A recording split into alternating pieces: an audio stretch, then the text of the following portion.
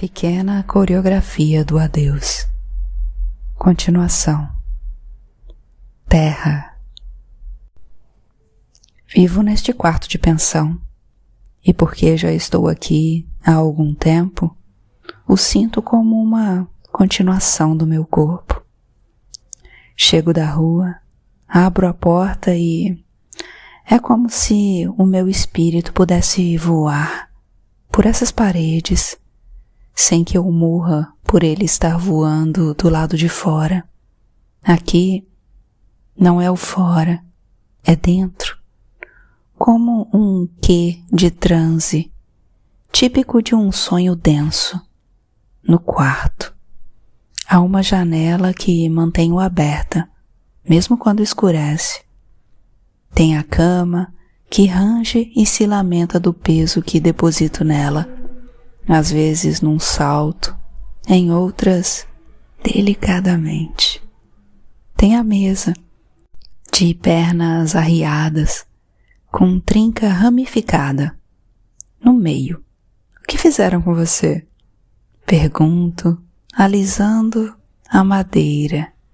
E tem uma pequena banheira com manchas, além das torneiras de ferro, elegantes, e um espelho descamado que mal revela os azulejos que estão à sua frente.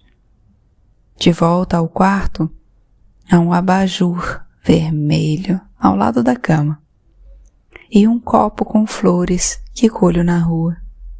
Elas vivem por uns dias, depois desistem de tudo. Gosto de vê-las desistindo. Não é rápido. Elas vão tentando segurar o fio da vida pelo cabo. E quando chegam ao auge de sua beleza, não aguentam por muito mais tempo. Costumo guardar as pétalas dentro de uma caixa de sapato. Abro dias depois, só para vê-las amanhecidas e, impressionantemente, ainda belas. Se as pessoas se despedissem assim do mundo, doeria menos perder alguém? Se nós pudéssemos guardar quem já não está em caixas para depois jogar as suas peles em uma carta, sem assustar ninguém, pelo contrário, e se conseguíssemos evocar o outono com as partes do corpo de quem já se foi? Aqui no quarto, quando tenho tempo, aproveito para me deitar no assoalho e ler vagarosa o último livro que aluguei na biblioteca municipal. Também tenho um rádio de pilha que ganhei de aniversário do meu pai. Mantenho na estação da USP. Eles têm uma programação de música clássica que me faz até dançar. Eu gostaria de ter frequentado a universidade, é claro, estudado filosofia, talvez. Mas não deu tempo. Comecei logo a trabalhar em um café. O lugar chama assim, café. É ali na esquina, veja, lá. Sou eu e a dona Cíntia, que está sempre indo e voltando, do mercado, do banco. Vez em quando seu marido aparece. Dele eu não gosto, é um mal educado, mas vai pouco ao café. O filho deles, o Ricardo, foi estudar na França.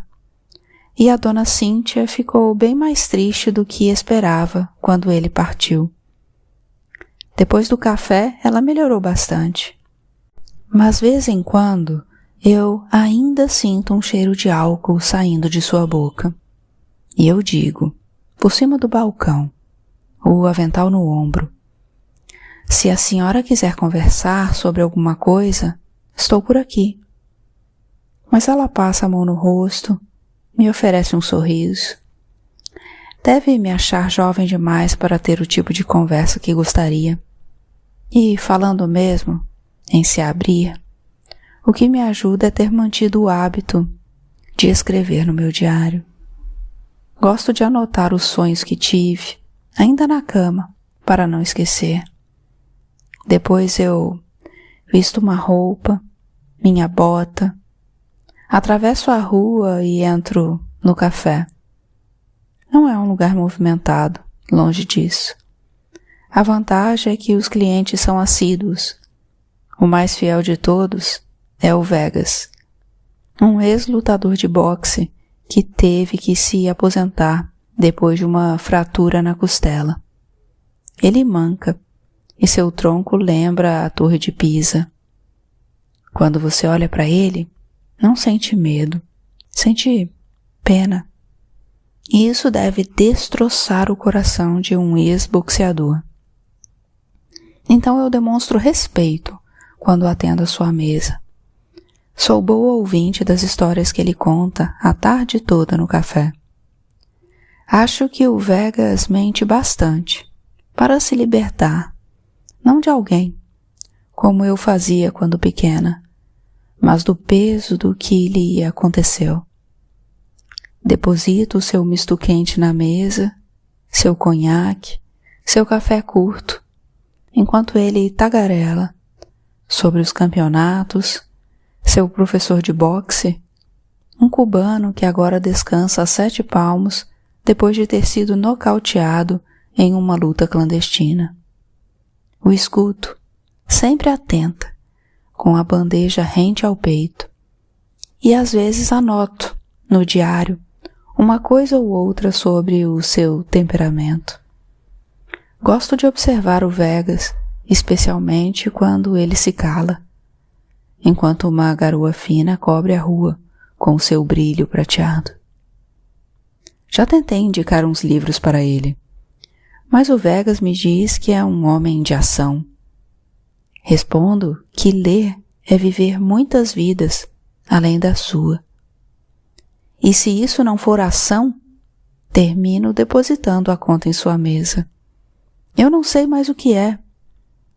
Ainda vou tentar esse negócio de leitura. Por você, hein, Julinha? Não, Vegas. Faça por você. Pisco. Ele me retribui com uma gorjeta. Me lembro do dia em que fiz a minha entrevista de emprego no café. Enquanto eu conversava com a dona Cíntia e percebia nela um interesse pelo meu poder de trabalho, um pequeno prédio no fim da rua chamou a minha atenção. O sol das 5 batia nas janelas de um jeito nem forte nem fraco que, confesso, me emocionou. Morar com a minha mãe estava se tornando algo insustentável. Se eu continuasse debaixo de seu teto, eu envelheceria definitivamente. Já estava acontecendo. Fui a criança mais velha do mundo e estava me tornando a jovem mais antiga da rua. Eu precisava tanto de um espaço e, depois que a dona Cíntia me contratou, eu perguntei o que era aquele predinho. É uma longa história. Nos sentamos novamente e ela me contou que aquele lugar tinha sido uma casa de prazeres chamada Guadalupe. O ponto ficou famoso pela beleza de suas dançarinas, além do preço, acessível, e do jazz, sempre ao vivo. A rua era fechada para carros, alegre, cheia de turistas. Até que um dia, um cliente doentio, apaixonado, depois de exigir de uma dançarina a exclusividade que ele não podia pagar, atirou nela. Em seguida abriu a boca, apertou o gatilho, se matou. A moça chamava Matilde e era a luz daquele lugar. Depois da sua morte, a casa ficou fechada por anos. Era vista como ponto de má sorte, até que uma mulher de meia-idade, uma viúva recém-chegada do estrangeiro, decidiu investir parte de sua herança naquele lugar que era a própria morte. O cheiro impregnado nas paredes, para então, com uma boa reforma, limpeza e alguns quadros, transformar de novo em vida aquele lugar. E foi o que aconteceu. Depois do investimento, a viúva argentina... Espera um pouco, interrompi. O nome dela é esse mesmo? Sim, Argentina. Pelo menos foi o que eu ouvi dizer. Ela passou a alugar os quartos para estudantes e aposentados, alguns viajantes também, pessoas de passagem, enfim. Aos poucos a rua foi voltando a ter algum brilho. Hoje é um lugar agradável. Ao ouvir a história, eu não tive dúvidas. Era no antigo Guadalupe que eu queria morar. Consegui, depois de uns meses, e só tive coragem de contar para minha mãe no dia da mudança. Fiquei com medo de que ela estragasse tudo, e também não encontrava as palavras certas para dizer isso. Mãe, estou indo. Me sentia muito culpada por deixá-la assim, sozinha. Abri o diário. Me desculpa, mãe. Faz alguns anos que estou juntando forças para deixar o seu teatro. Eu que sempre fui o seu público mais fiel. Acontece que chegou a hora de parar de assistir à vida dos outros. Chegou a hora de eu viver também. Na manhã da mudança, coloquei as minhas coisas na mala. Desci as escadas, pensativa. Minha mãe estava de costas, na cozinha, coando café. Tá quase pronto, ela disse sem se virar. Não precisa, mãe, eu já estou indo. E vê-la ali, de barriga na pia, quase me fez correr para os seus braços, me ajoelhar aos seus pés. Ela se virou. Está de mala? Ah, isso. Sim, é que... coçando a nuca. Agora que estou trabalhando, achei melhor ficar perto de lá. Minha chefe não gosta de atrasos e tem uma pensão na rua. Acho que vai ser mais prático. Você está pensando em alugar um quarto, é isso? Não. Na verdade, eu já aluguei. Meu corpo desmanchava sob a luz do seu olhar. Ainda assim, tentei agir naturalmente. Na quarta eu venho ver a senhora, tá? Beijei a testa dela, de onde vinha tanta calma, dos livros que eu andava lendo. Fechei a porta, ganhei a rua.